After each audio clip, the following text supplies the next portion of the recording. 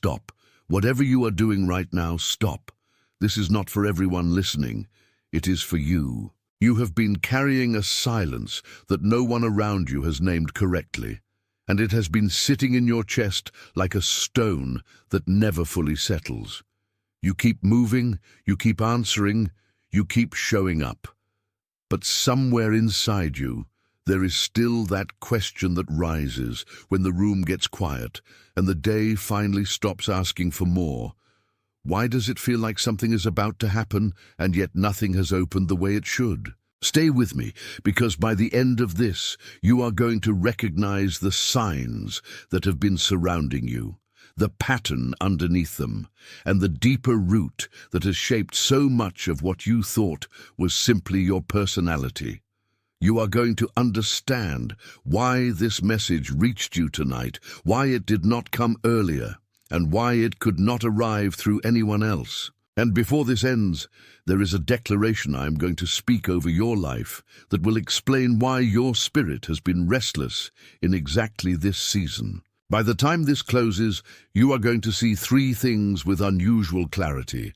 You are going to see what the repeated interruptions in your peace have actually been signaling. You are going to see why the same emotional pressure has returned in different forms, even when the faces and places changed. And you are going to receive a recognition, plain and unmistakable, that what has been pressing on you was never meant to destroy you. It was meant to reveal you. This is not random, and it is not delayed by accident. You were not pulled into this moment by curiosity alone. You were brought here the way a person is brought to a doorway they have passed many times without knowing the key was already in their hand. There are hearings in life that do not happen by schedule, but by appointment, and this one is marked over your name even if no one around you can read it. Something has been happening to you, and the signs have been too consistent for you to keep calling them coincidence. You have felt it in the body before the mind caught up.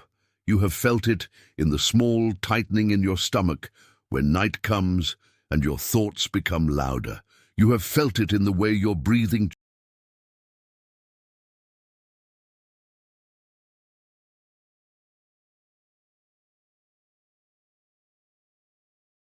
Attention, you need to prepare now.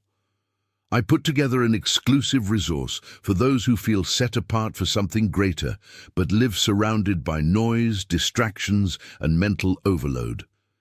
This is a 30-day journey that will transform your life. A guided path to armor your mind and prepare for what's coming with daily practices of focus, boundaries, and discipline. Stop negotiating with the noise. Learn to spot distractions before they control you, and strengthen your mind. Also available in an immersive audio version. Over 10 Zuru readers have already transformed their lives through the 30-day journey. Thousands of people have already started this transformation. People like you who are tired of living in the fog. Ordinary people who decided to stop accepting mental chaos. Take advantage of this limited time offer only this month. Access your link just below in the pinned comment. Changes when you are alone and there is no performance left to maintain. You wake at the same hour or close enough to know it is not ordinary, and there is that strange alertness in the room, as if the dark itself has become attentive to you. You lie there with your eyes open, feeling the weight of the blanket, the coolness of the sheets, the pulse in your wrists, and the thought returns again and again. Why am I awake now, and why does this feel so charged? It is not that your body is broken, it is that something in you refuses to sleep through what your life is approaching. You have also noticed the waves that arrive without warning. A conversation can begin normally, a meal can be sitting untouched on the table, a quiet afternoon can be stretching in front of you, and then suddenly a heaviness moves through you that has no visible source. Your chest feels crowded, your eyes feel close to tears, and even your own inner voice seems to step back and ask, "What is this?" You said to yourself, "I was fine a moment ago," and then the room changed. You were not imagining it. You were registering it, Then there are the old conversations, the ones that used to define your loyalties, your boundaries, your expectations, and your survival. What once sounded convincing now feels thin. What once sounded noble now sounds rehearsed. You remember the chair, the table, the car ride, the tone someone used, the words that were supposed to settle you, and you feel, with a clarity that comes too late for comfort, that those exchanges no longer hold the same authority over your heart. You have said to yourself, "Why does this not fit me anymore?" The answer is simpler than it feels. You are no longer built to live inside what once contained you. And then there are the repeated signs that show up in the smallest places, where only your spirit notices the pattern before your mind can organize it. The same phrase appears twice in one day. The same image returns in different contexts. The same kind of person crosses your path. The same number seems to follow you in ordinary places, on clocks, receipts, messages, addresses, and pauses between moments. You keep looking again because you know you have seen it before, and some part of you keeps whispering, "This is not nothing." If even one of those has been landing in you, if your shoulders have lowered at any point while listening, if your spirit has been quietly saying yes in places your mouth has not yet reached, type the number 888 in the comments. 888 is the sign of overflow, the sign that what is coming is larger than what has been leaving. Type 888, then come right back to me. And now listen carefully, because these signs are not here to accuse you. They are here to confirm you. They are not proof that you are losing your balance. They are proof that your life is becoming too honest to ignore. What has been interrupting you is not always trouble. Sometimes it is the mercy of recognition. Sometimes it is heaven refusing to let you continue asleep inside a story that no longer matches your assignment. So take a breath with me. Let your shoulders remain where they are. Let the truth settle before you try to interpret it. Beneath those signs is one single pattern, and once you see it, you will begin to understand how much of your inattention has been repeating the same language in different rooms. The pattern is not that you are weak. The pattern is not that you are failing. The pattern is that you have learned to brace yourself before life touches you, as if being prepared means being armored. You have been living with a hidden reflex of containment. Before you speak, you edit. Before you trust, you measure.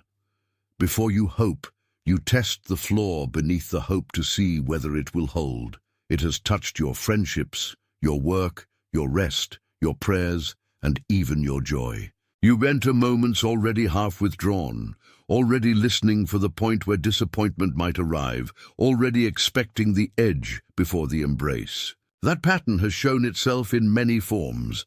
It appears when you stay silent in the room and later rehearse the words you should have said. It appears when you over-explain what should have been simple because some older part of you believes clarity must be purchased through strain. It appears when a good thing starts to grow and you begin preparing yourself for its loss before it has even rooted.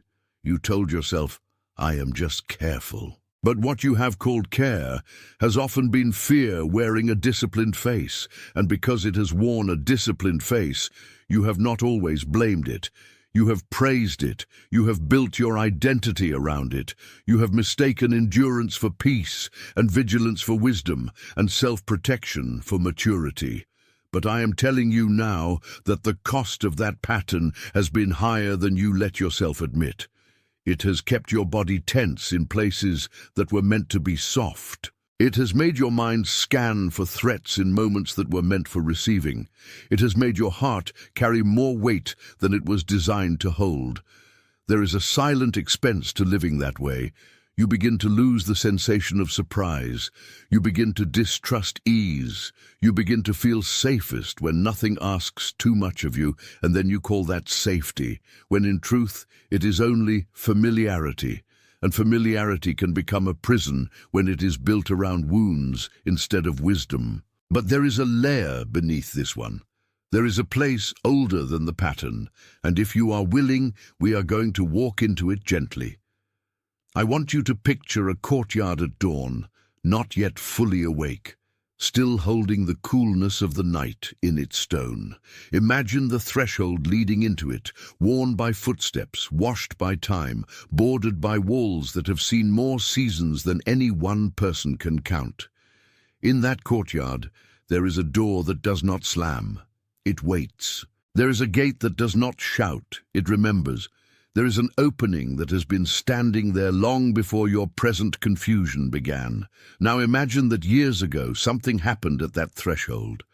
Not a dramatic ruin, not always a visible loss, but a subtle shaping. A voice was lowered there, a need was ignored there. A child inside you learned in that space that it was safer to stand near the wall than to cross into the center. The courtyard did not become empty. It became managed. It became organized around caution. It became a place where movement was still possible, but surrender was not yet welcomed. That is where the older formation began, not in a single moment you can point to with certainty, but in a long arrangement of small lessons that taught you to hold yourself back before anyone else could. The stone remembered what the mouth forgot. The body remembered what the mind minimized. The threshold held the memory of being reached for too quickly, or not reached for at all, and then told to be grateful for what remained. You may have learned to smile there. You may have learned to agree there. You may have learned to be useful there, quiet there, impressive there, invisible there. But the courtyard kept its own record. It kept the shape of your restraint. It kept the echo of what you did not say. It kept the exact place where your voice grew smaller, where your confidence began to move like someone asking permission to exist. And because that happened so long ago, you have called it personality. You have said, "This is just how I am." You have said, "I am naturally reserved." You have said, "I do not like asking for too much." You have said, "I manage well on my own." But beneath those phrases, there has been a quiet grief. Because what you really meant was this: I learned to survive by reducing myself. I learned to stay safe by becoming difficult to disturb. That is why the courtyard image matters. It tells the truth your history has tried to soften. The place was not empty because nothing ever happened. It was full because too much happened without enough witnessing. Too much was absorbed. Too much was carried. Too much was left at the edge of the heart and never given a name. And this is why the silence in you has not felt peaceful, only disciplined. This is why your body can be present while your spirit remains on guard. This is why you can be loved and still not fully rest. The old threshold trained you to expect life as a negotiation instead of a gift. But even here, even in that old courtyard, something is beginning to move. The gate that once stood fixed is no longer as rigid as it was. The door that seemed sealed by habit now trembles with the smallest sound of your attention. The stone does not erase the memory, but it loosens its grip when you finally stop pretending that the courtyard has always been enough. And that is not a failure. That is the beginning of return. Let this settle in you for a moment. You do not need to hurry past the recognition. The body understands before the mind agrees, and the body has waited a long time. If the courtyard I just described feels like the place you have lived from, if something in you just recognized the threshold and the stone and the guarded door, type the words "I see it" in the comments. I see it is the moment the image stops being a theory and becomes a witness. Type it. Then come right back to me. Here is what is happening beneath the surface. The return is not a list of tasks. It is not a performance of healing. It is not another project for the part of you that already works too hard. The return is a homecoming to what was never meant to live behind the wall in the first place. You do not need to earn your way back into openness. You do not need to prove that your heart deserves gentleness. You do not need to manufacture a new self out of pressure and discipline. What you need is far more humble and far more powerful. You need to receive what was always waiting beyond the threshold. You need to let the body learn that it is not always in danger. You need to let the spirit learn that it does not have to stand guard at every entrance. This is why the return feels strange at first. Anything real feels unfamiliar to a life built on vigilance. Peace can feel suspicious to someone who has mistaken tension for responsibility. Ease can feel undeserved to someone who has carried too much for too long. But what you are learning is not indulgence, it is alignment. It is the recovery of a rhythm that was interrupted, not the invention of something false. There are simple practices that belong to this return, and they are not grand enough to impress the anxious part of you. In the first light of the day, before your mind begins its counting and its scanning, sit still for a moment and place your hand over your chest. Do not demand a feeling. Do not force a prayer. Simply notice the breath as it arrives, the weight of your hand, the fact that you are here, and say inwardly, "The gate is open." Let the words be a courtesy to your own soul. Then later in the day, when the old reflex rises and you feel yourself reaching for control, pause at the threshold of the reaction. Ask yourself not what must be managed, but what is being protected. That question changes the whole room. It softens the clenched fist. It slows the rush to defend. It gives the heart room to answer before the fear does. These are not techniques for becoming someone else. They are acts of stewardship for the person you already are beneath the guarding. The point is not to become more impressive. The point is to become less divided. The point is not to harden your life into something more efficient. The point is to let what is true breathe again. And as that happens, the courtyard begins to change. The air is different. The gate is no longer an accusation. The threshold is no longer a warning. You start to notice that what once felt like pressure was also invitation. You start to understand that the life waiting on the other side was never absent. You were simply taught to keep your hand near the wall. Let me say this plainly. Because your spirit has been waiting for plain speech, you are allowed to receive without bracing. You are allowed to rest without defending the rest. You are allowed to be seen without preparing your exit. You are allowed to stand in the center of your own life and not apologize for the space you occupy. And if something in you is saying yes without making a sound, let your like be your amen without words, not as a metric, as an agreement that what has been named here has been named correctly. Sit with that for a moment. Do not rush the recognition.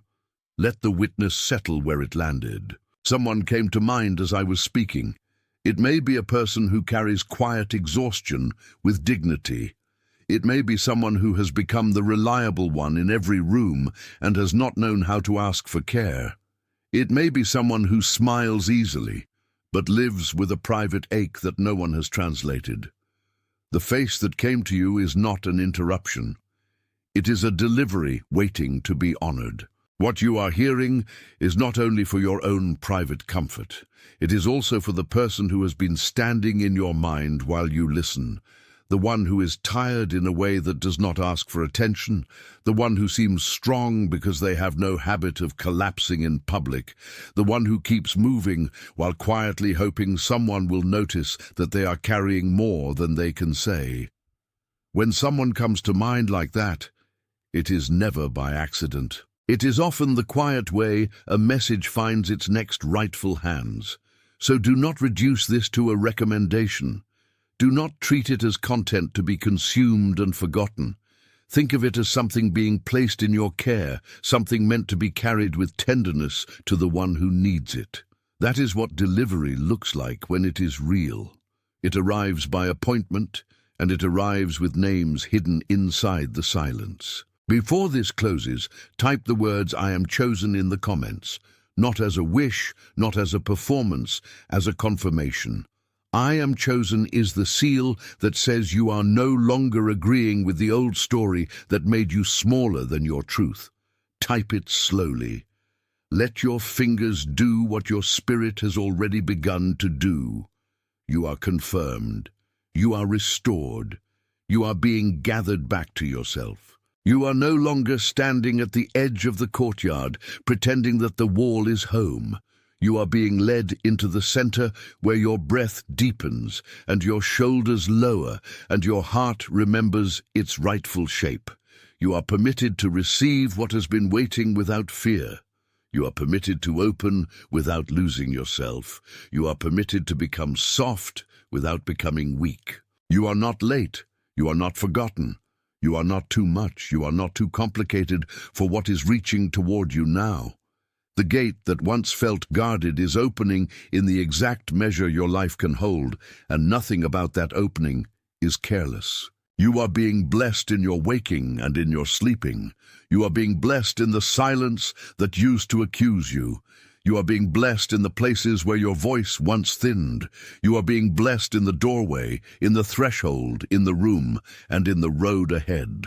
Right now, all across the world, others are hearing the same kind of recognition, the same quiet naming, the same inward turning toward what is true. You are not isolated in this moment. You are part of a hearing that does not announce itself loudly, yet it is real precisely because it is quietly shared. It is sealed. And now the truth remains where it has always been waiting. Not above you, not beyond you, but quietly beside you, breathing with you, steadying what has felt unsteady for far too long. You are not being asked to become louder to be real. You are not being asked to become harder to be safe. You are not being asked to perform certainty where your spirit has only needed permission. You are being led into a place where honesty no longer has to wear armor. What has been pressed down in you is not rejected by the one who sees you. What has been carried in silence is not hidden from the one who knows your name. What has been waiting through the long nights is not overlooked by the one who kept watch while you were trying to sleep through the weight of becoming. So receive this gently. Receive it without arguing with it. Receive it without asking whether you deserve the tenderness that is reaching you now, because the answer is already written in the way your heart is listening. You are confirmed in the place where you were once questioned. You are strengthened in the place where you were once stretched thin. You are gathered in the place where you were once scattered. You are being made whole without being hurried. You do not need to force the door. You do not need to punish yourself into readiness.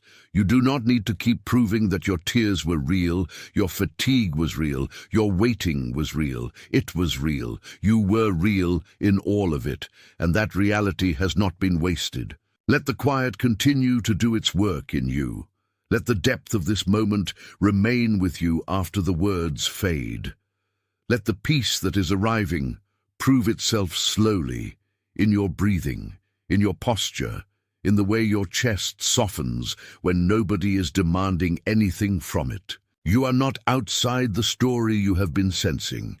You are inside it. You are not watching from a distance what others receive. You are part of the same mercy, the same recognition, the same opening that has been finding people one by one in the hidden places of their lives. There is no shame in how long it took you to hear this. There is only grace in the fact that you heard it at all. There is only mercy in the fact that you were still willing to listen when the door was already beginning to open. And because you heard, because you stayed, because you let the words reach the places that usually remain guarded, something in the atmosphere around your life has already changed. Not all at once, not loudly, but truly. You are being taught how to stand without tightening. You are being taught how to wait without fear. You are being taught how to receive without suspicion. You are being taught how to live from a center that no longer has to defend itself every minute. This is the blessing. May your inner room be restored. May your breathing become honest again. May your hands stop trembling with old vigilance. May your heart learn that tenderness is not the enemy of strength. This is the blessing. May the places that have been braced for impact become places of rest. May the parts of you that have been scanning for danger learn the language of peace. May the old threshold lose its power to intimidate what is now being renewed. This is the blessing. May you walk forward without dragging the past behind you as proof of your worth. May you walk forward without shrinking the gift that is arriving. May you walk forward with the calm certainty that you do not have to earn what has already been spoken over you. Right now, all across the world, There are listeners receiving this same kind of recognition in their own hidden way, in apartments, in cars, in kitchens, in quiet bedrooms, in early morning hours where nobody else is awake to witness the shift. You are not alone in this hearing, and you are not imagining the depth of it just because it came softly. There are hearts being steadied tonight. There are shoulders lowering tonight. There are people recognizing with tears they did not plan for that the silence around them was never emptiness, only preparation. You are part of that unseen company, and that is why this moment carries such weight. It is sealed. Attention, you need to prepare now. I put together an exclusive resource for those who feel set apart for something greater, but live surrounded by noise, distractions, and mental overload. This is a 30-day journey that will transform your life. A guided path to armor your mind and prepare for what's coming with daily practices of focus, boundaries, and discipline. Stop negotiating with the noise. Learn to spot distractions before they control you. And strengthen your mind. Also available in an immersive audio version. Over 10 Zuru readers have already transformed their lives through the 30-day journey. Thousands of people have already started this transformation. People like you who are tired of living in the fog. Ordinary people who decided to stop accepting mental chaos. Take advantage of this limited time offer only this month. Access your link just below in the pinned comment.